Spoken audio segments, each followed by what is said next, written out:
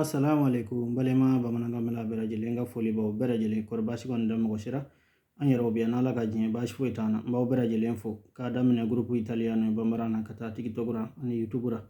mo be no ye laje mo kura ye youtube kono an tiktok ra ni mo minun na faranga groupe italiano bamarana aw berajele fo leno ba fa bismillah fanza ba berajele na ambe ku nala ka jin nala sonama mena laje mbe se ga doni mi foni yoro na ko lufo alni video ma jani ko sebe donc la jello ora mbaw bera jelen fo vraiment dande fo limina ba nyina fe toujours na fo nya fo korole jogomi akon la je youtube fana ka an tiktok ka mako kura fan fan be kana faranga fan sababe abeka di kerengere na groupe italiano youtube fana no farala ko fana be jani ko sebe inshallah akon la je yino fan fana fe na la ga jin no bora sisa mina la je kan yoroni inflani misaka doni mi fora donc amba damne cosa compreresti con 10.000 euro? Cosa compreresti okoro yala ni ni wari insoro sisa ibina ebi mungel sanai compreresti inafo compro o sisai me ni be faga fo ebina mun sanai ebi songa mun sanai wala mainga kan ko ebi songa mun sanai cosa compreresti con 10.000 euro ha jabi ma ko jabi ma kono no kono mbado ne 10.000 soro ne ba ke mi ne bodo aywa chi inviteresti in un viaggio premio per 2 persone ko obeyo kelenya ko chi inviteresti inafo yala ebi songa mo juma invité in un viaggio voyage dora premio inafo ni ijura fendora igena walma do bisa ke kalan tabulo le ga kalan jara mba fa chugodi basro mi misali ata munga sisa premio ere kora inafo igena fendora donc femin diri ma bisa ke école doro ba fo ni mo ngere premier donc prix do be dima walma ni mo ngere deuxième prix do be dima inafo na nyogo na do bisi kutage wari do fona ta bisa ke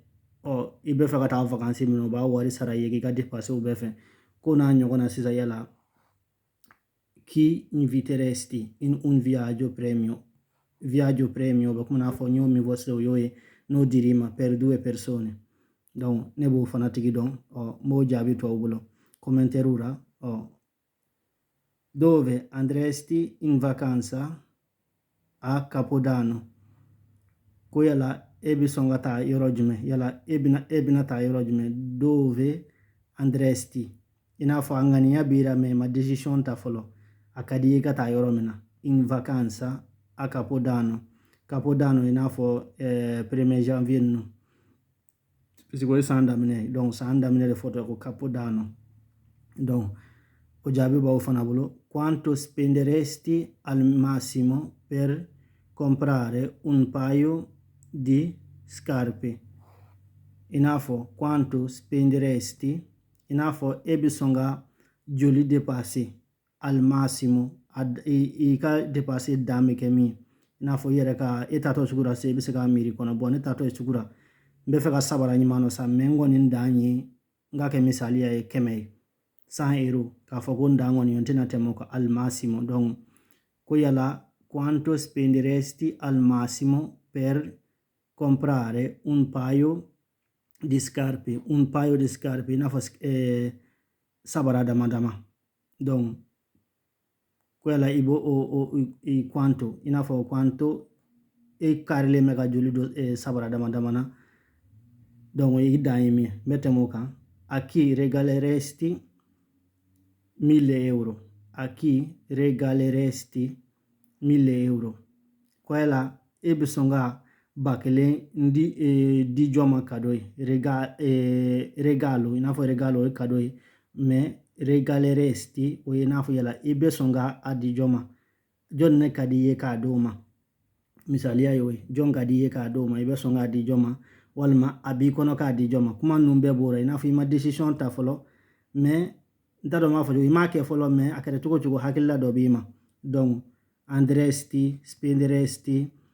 regaleresti donc abebo portion inafo fendo bi kono me ima ke folo donc amena duguma chi lavora no aspetta, ndemana chi, ok, chi regaleresti ora me che lavoro ti piacerebbe fare? Che lavoro ti piacerebbe fare? Nafo yala barajumane kadi rei chi boke, nafo akadire ka barajumange, wala bamanangani che lavoro ti piacerebbe fare? Barajumane kadi koke. Che lavoro kore barajuma ti piacerebbe minka dire fare kake. Esprimi un desiderio, inafo kika fe ngania mimbi kono, inafo inata fe menga dire iko soro. Donc esprimi un desiderio, inafo kika wala ba munanga njumai o ngani yaro saw fe men kadi ka soro o desiderio menda do o wala anake fe men kadi saw kiko esprimi inafo iko fo. Donc mbaw blayano inshallah na filimi rakuma kono afana kan corriger ura na la ka jin. Oh merci.